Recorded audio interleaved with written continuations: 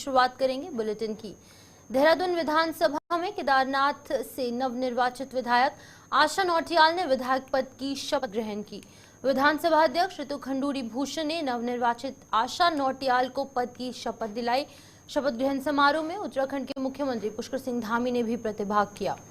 इसके अतिरिक्त कार्यक्रम में भारतीय जनता पार्टी के वरिष्ठ नेता भी मौके पर मौजूद थे। इस अवसर पर नवनिर्वाचित विधायक ने केदारनाथ के लिए अपनी प्राथमिकताएं बताई। आपको बता दें कि ये सीट दिवंगत शैला रानी रावत की मृत्यु के बाद खाली हुई थी, जिसके बाद के उपचुनाव में आशा नौटियाल ने भारतीय जनता पार्टी की दावेदारी कर इस सीट पर जीत दर्ज की है। सबसे पहले तो बाबा केदार को नमन करता हूं। उनके आशीर्वाद से श्री केदारनाथ विधानसभा की देवतुल्य जनता ने श्रीमती आशा नौटियाल जी को विधानसभा में भेजा है, अपना सदस्य बनाया है। आज उन्होंने अपनी विधिवत रूप से आज शपथ ली है। मैं उनको बहुत शुभकामनाएं देता हूं, बधाई देता हूं। और जो अपेक्षा, आशा और जो विश्वास श्री केदारनाथ विधानसभा की जनता ने श्री आशा नौटियाल जी ने भारतीय जनता पार्टी में व्यक्त की है, या जो अपेक्षा की है, हम पूरे संकल्प के साथ उसको आगे बढ़ाएंगे, धरातल पर उतारेंगे। जो विकास के काम हैं, उन विकास के कामों को और तेज गति प्रदान करेंगे।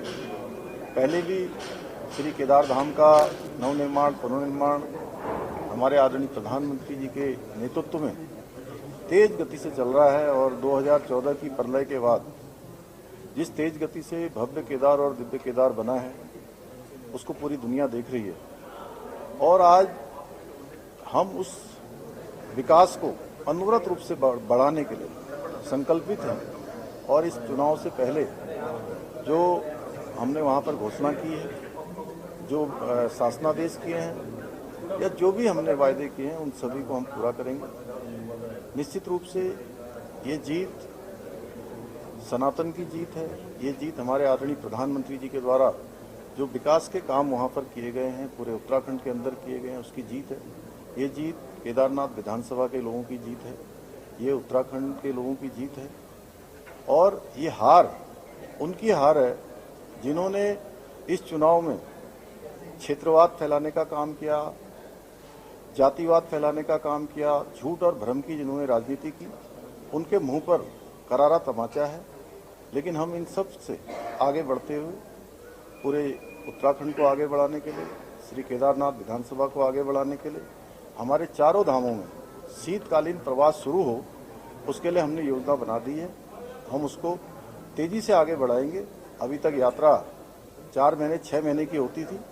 आने वाले समय में अब ये यात्रा पूरे 12 मास चले, इसके लिए हमारे सारे प्रयास शुरू हो गए हैं। उसको हम और तेज गति से आगे बढ़ाएं। जी अच्छा है। पुरानी नेत्री हैं और तीसरी बार जीत कर आई हैं। महिलाओं की अच्छा है, एक और महिला जीत कर आई हैं और सदन में महिलाओं की बात रखेंगी। मुझे पूर्ण विश्वास है। एक्सपीरियंस्ड नेता हैं और सदन को भली भांति जानती हैं, रूल कानून को भली भांति जानती हैं। तो मुझे पूर्ण विश्वास है कि केदारनाथ जी जो जीत कर आई हैं केदारनाथ से, वहाँ का अच्छा रिप्रेजेंटेशन अब सदन में होगा। देखिए, मैं सबसे पहले तो केदारनाथ के देवतुल्य मतदाताओं का, जनता का, अपने कार्यकर्ताओं का, अपने राष्ट्रीय नेतृत्व का, प्रदेश नेतृत्व का और सभी देवतुल्य जनता का बहुत बहुत आभार व्यक्त करना चाहूँगी कि उन्होंने हमारे देश के प्रधानमंत्री आदरणीय मोदी जी के विकास कार्यों पर और हमारे प्रदेश के यशस्वी मुख्यमंत्री आदरणीय धामी जी के कार्यों पर मुहर लगाई है। और निश्चित तौर पर हमारी प्राथमिकताएं जो गांव विकास से अछूते रह गए हैं, रोड कनेक्टिविटी, शिक्षा के क्षेत्र में, स्वास्थ्य के क्षेत्र में, पेयजल के क्षेत्र में और उच्च शिक्षा के क्षेत्र में, वहाँ पर हमारी प्राथमिकता रहेंगी और वो काम वहाँ पर हो, उसके लिए मेरा दिन और रात मेरे केदारनाथ विधानसभा की जनता के लिए समर्पित रहेगा। मैं वहाँ की मातृशक्ति को भी नमन करती हूँ और तमाम उत्तराखंड के सभी जिन लोगों ने तन मन और धन, किसी ने भावना से, जो वहाँ नहीं जा पाए उन्होंने भावना से ये चाहा कि वहाँ पर सनातन की जीत हो। और आज भारत के साथ साथ पूरी दुनिया में केदारनाथ विधानसभा की जीत सनातन की जीत है। मैं सभी का बहुत बहुत। उत्तराखंड के मुख्यमंत्री पुष्कर सिंह धामी ने रुड़की का दौरा किया, जहां उन्होंने पूर्व विधायक चंद्रशेखर के आवास पर जाकर पूर्व विधायक चंद्रशेखर प्रधान के परिवार के सदस्यों से भेंट की और उन्हें सांत्वना दी। इस अवसर पर मुख्यमंत्री पुष्कर सिंह धामी ने कहा कि पूर्व विधायक चंद्रशेखर एक वरिष्ठ नेता और समाज सेवक थे। उन्होंने अपने जीवन काल में समाज के विभिन्न क्षेत्रों को महत्वपूर्ण योगदान दिया। उन्होंने कहा कि पूर्व विधायक चंद्रशेखर के निधन से राज्य की राजनीति में शून्य पैदा हो चुका है, जिसे भरना काफी मुश्किल होगा। उन्होंने कहा कि दुख की इस घड़ी में राज्य सरकार उनके परिवार के साथ खड़ी है और उनकी हर संभव मदद की जाएगी। इस अवसर पर भारतीय जनता पार्टी जिलाध्यक्ष शोभाराम प्रजापति ने विधायक चंद्रशेखर के परिवार के सदस्यों को सांत्वना देते हुए कहा कि पूर्व विधायक चंद्रशेखर के निधन से राज्य को एक बड़ी क्षति पहुंची है, लेकिन उनकी विरासत को हमेशा के लिए संजो कर रखा जाएगा। रुड़की विधायक प्रदीप बत्रा ने भी पूर्व विधायक चंद्रशेखर के परिवारजनों को शोक व्यक्त करते हुए पुण्य आत्मा की शांति की प्रार्थना की।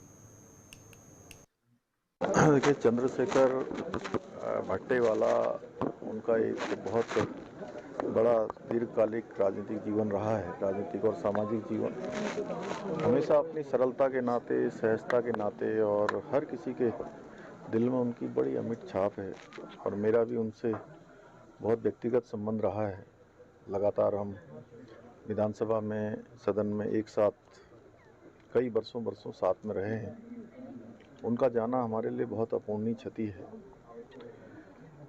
जहां क्षेत्र के लोगों के लिए, आसपास के लोगों के लिए, उनके अनेक साथियों के लिए, चाहने वालों के लिए, मित्र संबंधियों के लिए, हमारी पार्टी के लिए, मेरे लिए भी व्यक्तिगत रूप से उनका जाना बहुत अपूर्णीय क्षति है। मैं भगवान से प्रार्थना करूंगा कि भगवान उनको अपने श्री चरणों में स्थान दे और उनके पारिवारिक लोगों को, उनके परिवार के लोगों को, सभी को इस दुख को सहन करने की शक्ति प्रदान करे। और जो उन्होंने राजनीतिक सामाजिक जीवन में एक बड़े मानदंड स्थापित किए हैं, उनको हम सब लोग मिलकर आगे बढ़ाएंगे।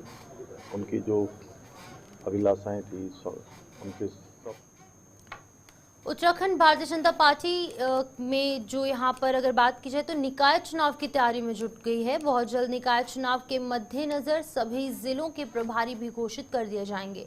भारतीय जनता पार्टी प्रदेश अध्यक्ष महेंद्र भट्ट का कहना है कि निकाय चुनाव को लेकर भाजपा पूरे तरीके से तैयार है और प्रदेश के सभी नगर निगम को जीतने के लिए तैयार है। हालांकि प्रत्याशियों के चयन को लेकर सभी जिलों से फीडबैक लिया जाएगा, उसी आधार पर प्रत्याशी चयन होगा। दावेदारों को लेकर भारतीय जनता पार्टी पहले ही सभी जिलों से फीडबैक ले चुकी है। ये माना जा रहा है कि जनवरी दूसरे सप्ताह तक प्रदेश में निकाय चुनाव संपन्न हो जाएंगे। वहीं कांग्रेस के महामंत्री नवीन जोशी ने कटाक्ष करते हुए कहा कि भारतीय जनता पार्टी की सरकार उत्तराखंड में कोई भी चुनाव नहीं करवाना चाहती, केवल जनता को गुमराह करने का काम कर रही है। सरकार समय पर चुनाव करने के दावे करती है, लेकिन समय पर चुनाव नहीं करवाती। उन्होंने कहा कि उन्हें लगता है कि सरकार निकाय चुनाव और पंचायत चुनाव दिसंबर में करवा पाएगी। निकाय चुनाव के लिए हमारी गतिविधियां प्रारंभ हो चुकी हैं। बहुत जल्दी निकाय चुनाव होने जा रहा है और मैं कह सकता हूं कि भारतीय जनता पार्टी द्वारा फिर इस चुनाव में भी हम सारे नगर निगम जीतने के लिए हमारी कोर टोली की बैठक आज हम बहुत जल्दी प्रभारी घोषित करने वाले हैं और हम इस प्रक्रिया को आगे बढ़ाएंगे। देखिए, भारतीय जनता पार्टी की सरकार उत्तराखंड के अंदर कोई भी चुनाव नहीं कराना चाहती, क्योंकि इनको मालूम है कि इन्होंने कोई भी ऐसा काम नहीं किया जिसके लेकर हम जनता के बीच में ये लोग जाए। लेकिन इनके पास कुछ कहने को नहीं है। कोर्ट को भी ये लोग गुमराह करते रहे, जनता को भी बार बार गुमराह करते रहे कि हम समय पे चुनाव कराएंगे। इनके मंत्री जी तो झूठ बोलने में एक्सपर्ट है। ये 4 बार बोल चुके हैं कि हम समय पे चुनाव कराएंगे। वो समय आएगा कब? आप कोर्ट को आपने झूठ बोला, जनता को आपने झूठ बोला, प्रशासकों का कार्यकाल आपने 3 बार बढ़ा दिया है। अब इन्होंने कहा कि हम 10 नवंबर तक हम अधिसूचना जारी कर देंगे। वो 10 नवंबर भी निकल गया, अधिसूचना भी जारी नहीं। मुझे नहीं लगता कि ये चुनाव कराने की स्थिति में है, क्योंकि इन्होंने शासन के भी चुनाव इन्होंने टाल दिए, नगर निकाय के तो चुनाव टाले हैं, पंचायतों के भी इन्होंने चुनाव टाल दिए। अब मुझे नहीं लगता कि ये दिसंबर में भी चुनाव करा पाएंगे। हार के डर के मारे ये चुनाव को टालना चाहते हैं। जिस दिन भी चुनाव राज्य के अंदर होगा तो कांग्रेस पूरी मजबूती के साथ तैयार है। कांग्रेस ने अपना पूरा होमवर्क कर रखा है और पूरे प्रदेश के अंदर कांग्रेस की इस समय मैं समझता हूँ कि नगर निकायों में और पंचायतों में कांग्रेस के पक्ष में माहौल है और चुनाव जब होगा तो आप जिस घर में रहते हैं, अगर आप उस घर का टैक्स समय पर जमा नहीं कर पाते तो आपको कितनी परेशानी हो सकती है, इसका अंदाजा शायद आपको भी नहीं है। लेकिन ये परेशानी केवल आम आदमी को उठानी पड़ती है, क्योंकि खास बात यह है कि सबके लिए ये खास होता है। और अगर बात सिस्टम की हो तो फिर मौज ही मौज, क्योंकि जब सैया भय कोतवाल तो फिर डर काहेगा। दरअसल हम बात कर रहे हैं उत्तराखंड के कुछ ऐसी सरकारी बिल्डिंग्स का जिन पर टैक्स के लाखों करोड़ों रुपए बकाया है, लेकिन अब तक उसे टैक्स को भरे, यहाँ पर अगर बात करें तो उस टैक्स को भर नहीं पाया गया है। जिस उत्तराखंड का बाजीपुर गेस्ट हाउस, राज्य सरकार का एक सरकारी अस्पताल और केंद्रीय संस्थान FRI समेत कई सरकारी भवन शामिल है और इन सभी बिल्डिंग्स पर 5 से 7 करोड़ रुपए से ज्यादा का बकाया है।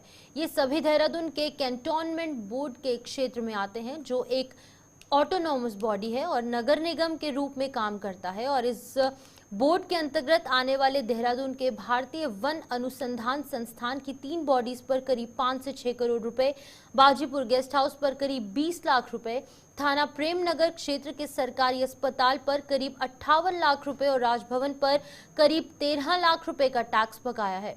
कैंटोनमेंट बोर्ड के CEO हरेंद्र सिंह का कहना है कि बाजीपुर गेस्ट हाउस और सरकारी संपत्तियों पर जो बकाया है उसके लिए सभी ने टैक्स जमा करने की हामी भर दी है। समस्या ये है कि कैंटोनमेंट बोर्ड, क्योंकि कानूनी तौर पे बात करें तो ये एक कैंटोनमेंट एक्ट जो है उसके अंडर ये संस्था है और ये एक म्यूनिसिपैलिटी की तरह काम करती है। और सरकार की ये मंशा है कि सारी जो म्यूनिसिपैलिटी हैं, म्यूनिसिपल कॉरपोरेशन है, ये स्वायत्त बने, ऑटोनोमस बने, क्योंकि ऑटोनोमस हैं वो, ये अपने फंड्स अपने आप लेके आए जहाँ से भी उनको पॉसिबल है। तो कैंटोनमेंट बोर्ड की सबसे बड़ी समस्या है कि हमारा एरिया का विस्तार तो हो नहीं रहा है, जो कि ये जब भी ये कैंट बना होगा वैसे तब से उतना ही इसका एरिया है। अब पब्लिक अगर हम कंपेयर करें दूसरे बाहर नगर निगम से, ऑलरेडी हमारा टैक्स का जो स्ट्रक्चर है वो उनसे ज़्यादा है, तो हम उनको उतना और कैसे टैक्स बढ़ा सकते हैं उनका। दूसरा कि हमारे जो कर्मचारी हैं और जो पेंशनर हैं उनका ही हमारा बिल इतना हैवी है, लगभग 2 करोड़ का हमारा सैलरी और पेंशन का बिल है। तो 2 करोड़ के हिसाब से हमें 24 करोड़ तो उन्हीं के लिए चाहिए ताकि सैलरी पेंशन दे पाएं। दूसरे काफ़ी लोग रिटायर हो गए हैं जिनके हमने ग्रेचुइटी और लीव के पैसे भी अभी तक उनको नहीं दिए हैं, हालांकि पेंशन हम उन्हें दे रहे हैं, लेकिन ये भी एक बकाया हम ही पर है। तो जब तक हमें फंड्स नहीं आएंगे तो हमारे खर्चे, हम विकास पे कैसे पहुंचेंगे, क्योंकि हम तो सिर्फ अपने जो रोजमर्रा के खर्चे हैं उन्हीं को पूरा करने के लिए हम जो है वो भी पूरा नहीं कर पा रहे।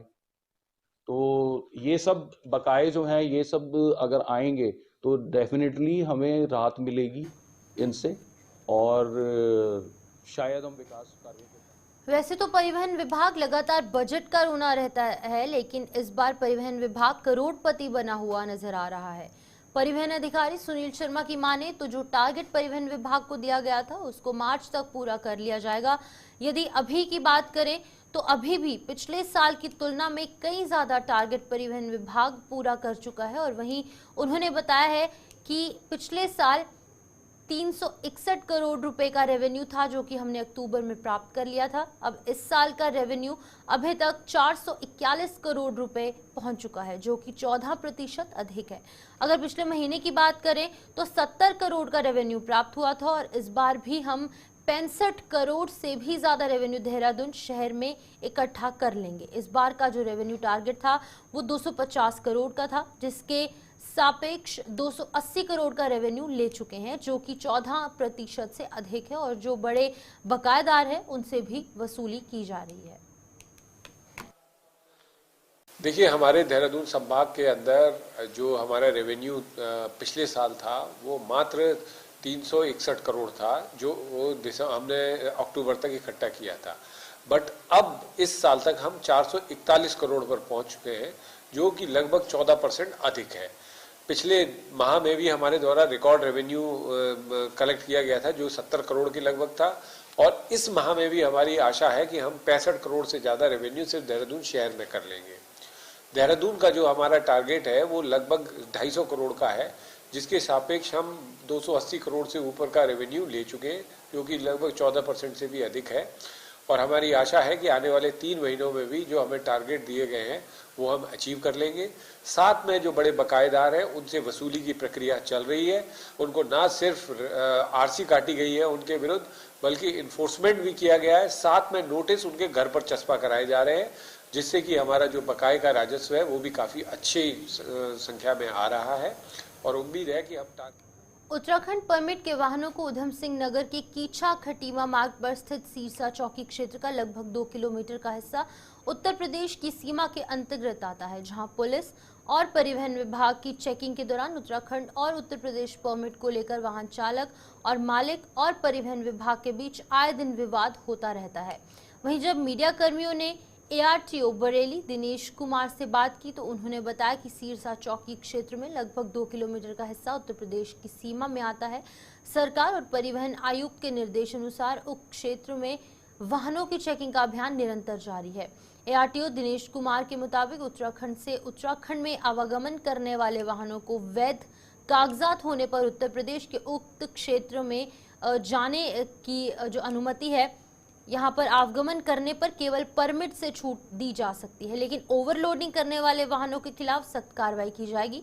उन्होंने आगे कहा कि यदि उक्त क्षेत्र को शासन स्तर से कॉरिडोर घोषित कर दिया जाए तो परमिट की समस्या का समाधान हो सकता है।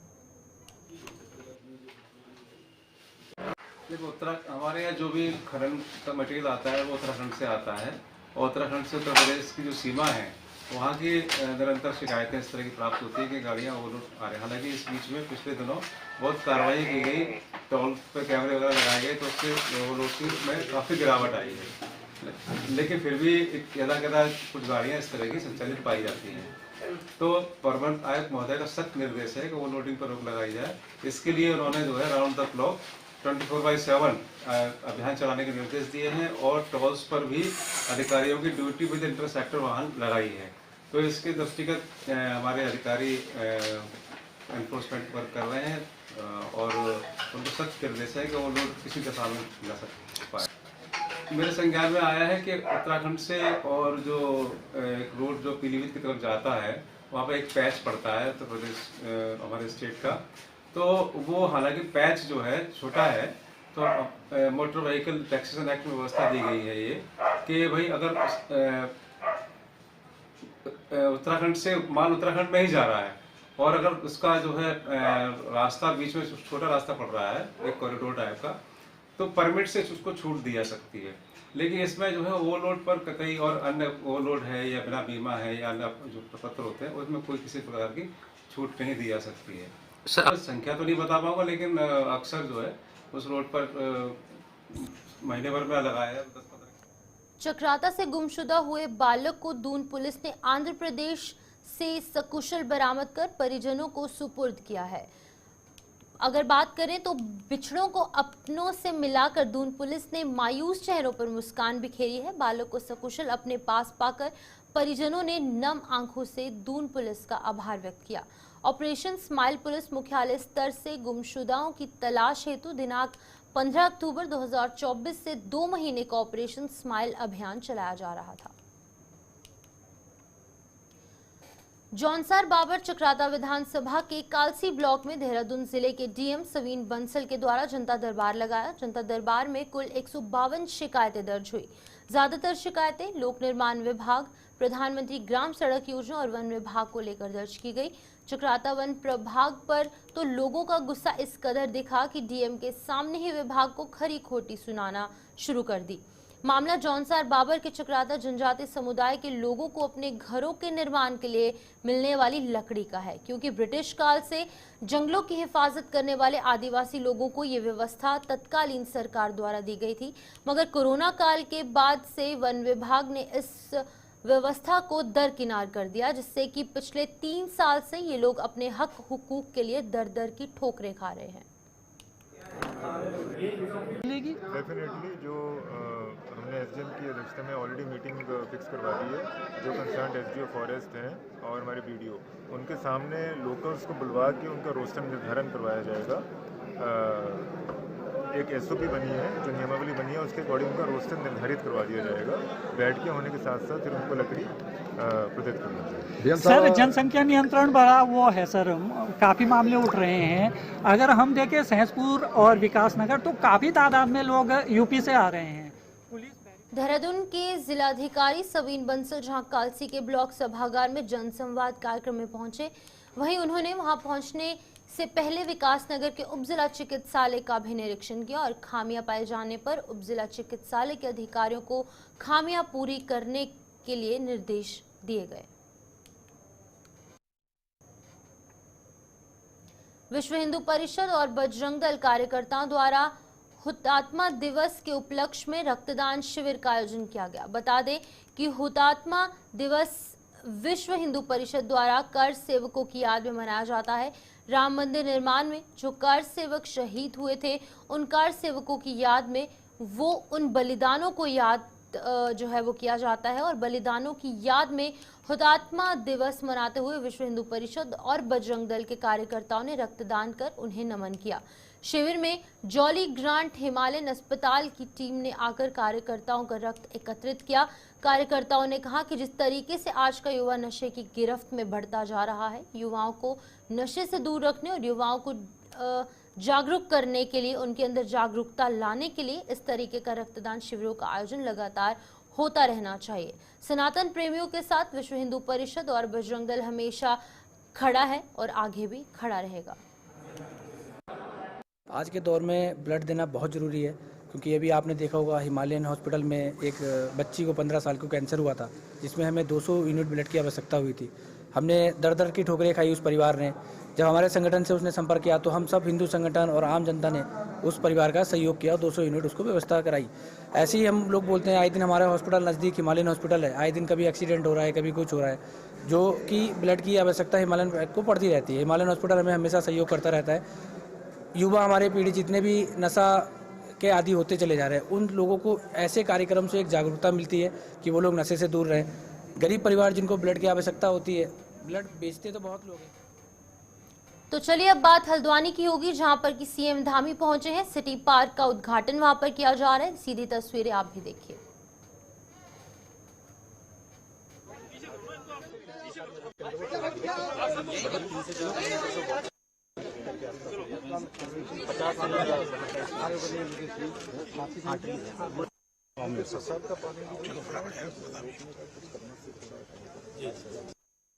आराम से भाई, देखो छोड़ना लगे यार, शरीर अपना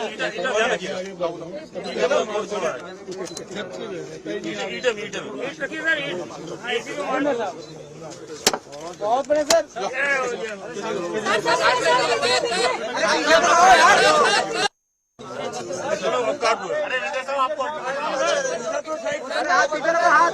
हाथ लगाइए।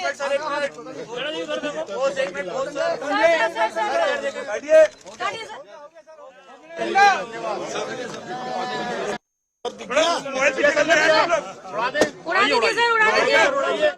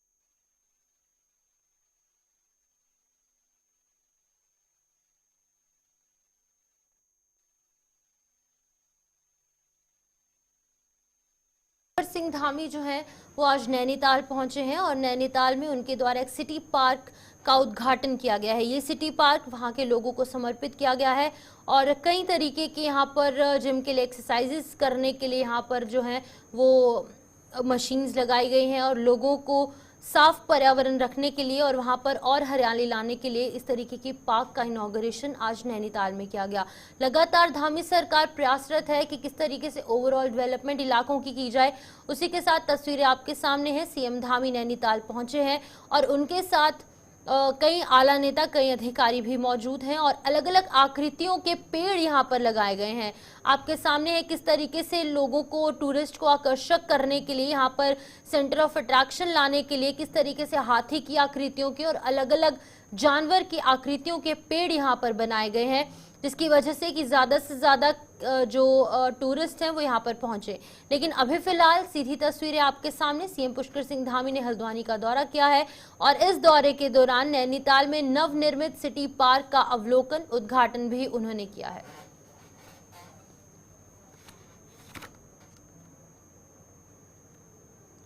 तो चलिए, बुलेटिन में फिलहाल इतना ही। मुझे दीजिए इजाजत और आप बने रहिए गुलिस्तान न्यूज़ के साथ।